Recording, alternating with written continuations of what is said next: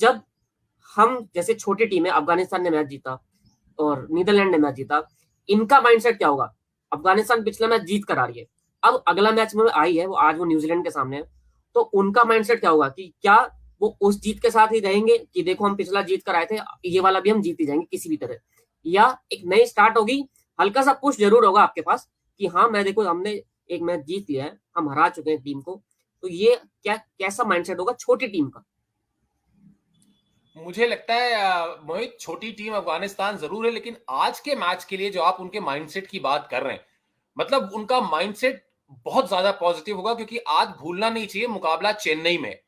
अब चेन्नई में जैसे ही मुकाबला होता है, हम जानते हैं कि सबसे ज्यादा जो चेहरे खिल जाते हैं वो स्पिनर्स के खिलते हैं। अब स्पिनर्स इस वक्त वर्ल्ड क्लास जिस लेवल के स्पिनर्स अफगानिस्तान की टीम में हैं, मतलब यकीन मानिए, आज अफगानिस्तान के कप्तान, आज अफगानिस्तान की पूरी टीम और उनके साथ जो हमारे जड्डू भैया भी हैं, अजय जडेजा साहब, ये लोग आज यही समझा रहे होंगे, इसी बात पर चर्चा कर रहे होंगे कि देखिए, सिर्फ एक जीत लेकर घर नहीं जाना है। मतलब एक मैच हमने जीत लिया, बहुत वाहवाही हो गई, हमारे प्लेयर्स की पीठ थपथपा दी लोगों ने, लेकिन सिर्फ एक जीत लेके नहीं जाना है। और अगर एक से ज्यादा जीत चाहिए तो उसके लिए आज से अच्छा हमारे पास कोई मौका नहीं है। पिछला मैच हम जीत के आ रहे हैं, सबके शोल्डर्स अप हैं प्लेयर्स। और कई बार मोहित ऐसा भी होता है ना, जिसको कहते हैं ना कि कामयाबी कामयाबी आपको एक नशे की तरह होती है।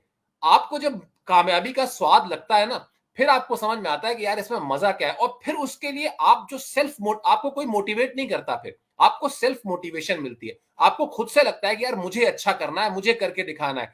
आज बहुत अच्छा चांस है, अगर आप साउथ अफ्रीका अफगानिस्तान के जरिए से सोचिए, तो मुझे लगता है कि आज वो हर खिलाड़ी मैदान में 100% नहीं, 120% देने के इरादे से उतरेगा। हम लोग एक बार एशियन गेम्स कवर कर रहे थे चाइना में, ग्वांजाओ में, तो वहां एक टी शर्ट किसी ने दी और उस पर लिखा हुआ था 361 डिग्री। मैंने कहा यार गणित तो थोड़ी बहुत पढ़ी है, 361 डिग्री क्या होता है, 360 तक तो पता था। तो उसके एक रिप्रेजेंटेटिव से हमने पूछा, हमने कहा ये 361 क्यों है, वैसे तो 360 होता है। तो उन्होंने कहा 1 डिग्री मोर देन परफेक्शन। तो ये जो अफगानिस्तान की टीम आज मैदान में उतरेगी ना, वो 1 डिग्री मोर देन परफेक्शन के मूड से उतरेगी। और इसलिए मुझे लगता है कि आज जो सतर्क रहने की बारी है, या आज जो थोड़ा सा अलर्ट रहने की बारी है, वो न्यूजीलैंड की है। क्योंकि ऐसे शायद नहीं होती, लेकिन मैदान चेन्नई का है, इसलिए शायद हो जाएगी। आप भी सहमत होंगे मेरे ख्याल से इस बात से। बिल्कुल, चेन्नई तो बेस्ट है, और शायद हम एक सिर्फ या एक मैच नहीं है अफगानिस्तान के, बिल्कुल दो मैच हैं, पहला न्यूजीलैंड के साथ है और फिर पाकिस्तान के साथ है। वो अफगानिस्तान की जीत के बाद से ही हम लगातार बात कर रहे थे कि कैसे चेन्नई में अफगानिस्तान और पाकिस्तान का मैच होना कितना फेवरेट्स बना देता है अफगानिस्तान को। और हमने देखा इंडिया ऑस्ट्रेलिया का जब मैच हुआ था, तो किस तरह वो लो स्कोरिंग गेम था, लेकिन कितना टाइट गेम था। शायद अभी तक वर्ल्ड कप में हमको उससे टाइट गेम नहीं देखने को मिला है, खासकर इंडिया का तो नहीं देखने को मिला है। तो ऐसे में अगर यहाँ पर न्यूजीलैंड को अफगानिस्तान 180 220 के बीच में रोक देता है, तो शायद वो गेम बड़ा इंटरेस्टिंग हो जाएगा। और क्योंकि ये नहीं भूलना चाहिए कि केन विलियमसन अभी नहीं है, केन विलियमसन एक मैच के लिए आए थे, वो फिर चले गए हैं। तो यानी विलियमसन एक ऐसे प्लेयर है जिनको इंडिया में खेलने का अनुभव है, जो स्पिन अच्छी खेल लेते हैं, और वो लगातार राशिद और मुजीब को आईपीएल में खेलते रहते हैं, तो उनके पास ये अनुभव था। यहाँ पर बिल्कुल शायद वो न्यूजीलैंड क्योंकि बड़ी टीम है, आप उनको वेटेज देंगे, लेकिन शायद अभी मोमेंटम के हिसाब से आप 51-49 जाएंगे अफगानिस्तान के साथ, क्योंकि पिच उनके उनके हक में है, मोमेंटम उनके हक में है, और जिस तरह से आपने सर बात की कि वो 361 डिग्री के साथ जा रहे होंगे, कि उनके पास 1 डिग्री का एडवांटेज है, कि उनके पास सेल्फ मोटिवेशन भी है, तो ये चीजें अफगानिस्तान के हक में है। सर, नीदरलैंड्स जीत गई, अफगानिस्तान जीत गई, 3 मैच में 2 उलटफेर हो गए, शायद हम उसी तरफ जा रहे थे और बातचीत को हम उधर ही ले जा रहे थे। कल इंडिया बांग्लादेश भी है, तो शायद थोड़ा सतर्क होना चाहिए ना हमको।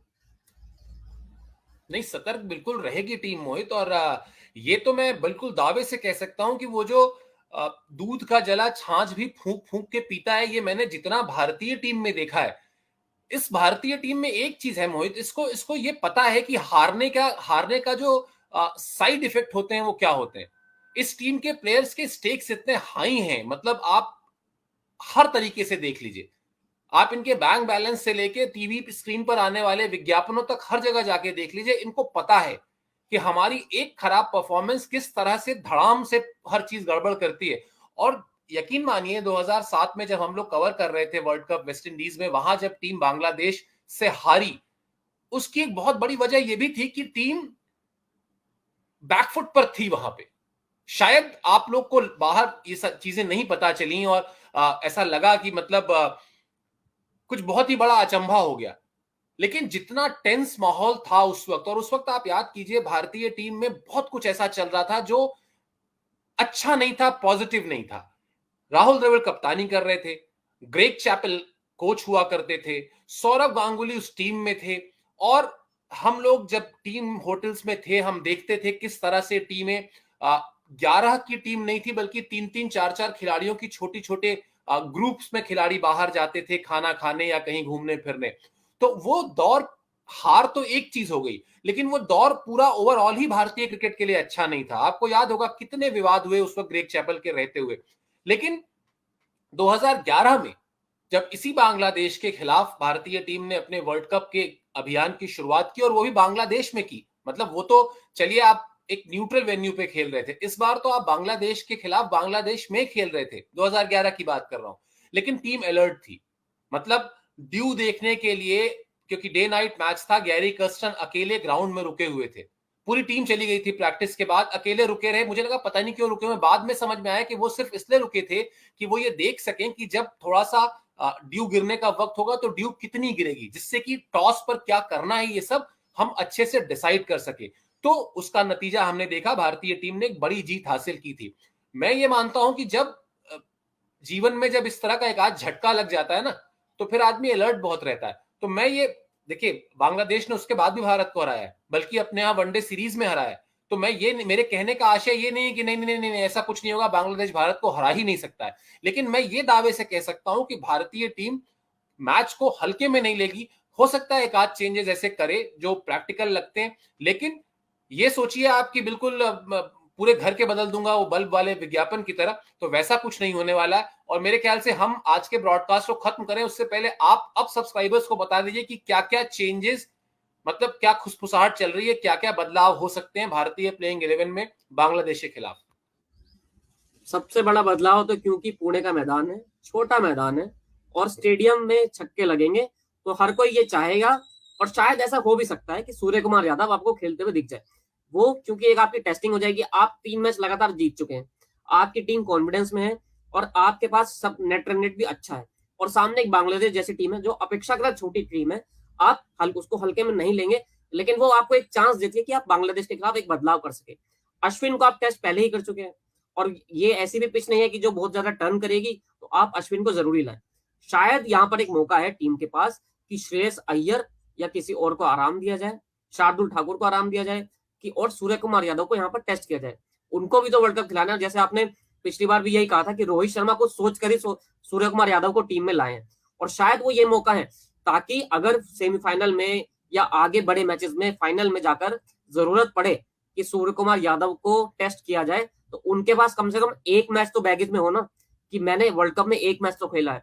ऐसा नहीं हो सकता कि सीधा सेमीफाइनल में आप सूर्य कुमार यादव से कहिए चलिए भाई रन बनाइए, तो ये तो नहीं होगा। यही एक मौका है जहां पर सूर्य को टेस्ट किया जाएगा, और शायद ये एक बदलाव जो है, जो हमें कल देखने को मिल सकता है, रोहित शर्मा यहाँ तरफ जा सकते हैं।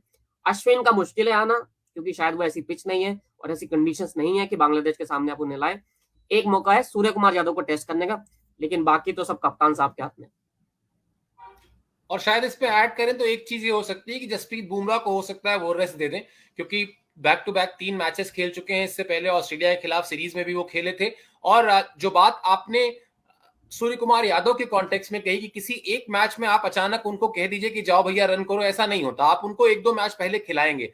इसी तरह से अगर आप मोहम्मद शमी को लेकर आए हैं, वो भी आपके स्कीम ऑफ थिंग्स में है, आप चाहते हैं कि जो ये लीग मैचेस का लंबा सिलसिला है, इसमें कहीं पर बीच में आप उनको 1-2 मैच खिला दें, ताकि वो भी रिदम में रहे, मैच की रिदम में रहे, तो हो सकता है एक ये भी चांसेस हो। और दोनों ही अगर बदलाव होते हैं तो ये प्रैक्टिकल है, इस पर कोई बहुत आलोचना या कोई इस तरह के सवाल नहीं उठेंगे। खैर, जिस तरह का वर्ल्ड कप जिस तरह से अब गरमा रहा है, जिस तरह से अब इसमें उबाल आ रहा है, और जिस तरह से इसमें मसाले पड़ रहे हैं, इसकी खुशबू अब फैलना शुरू हो गई है।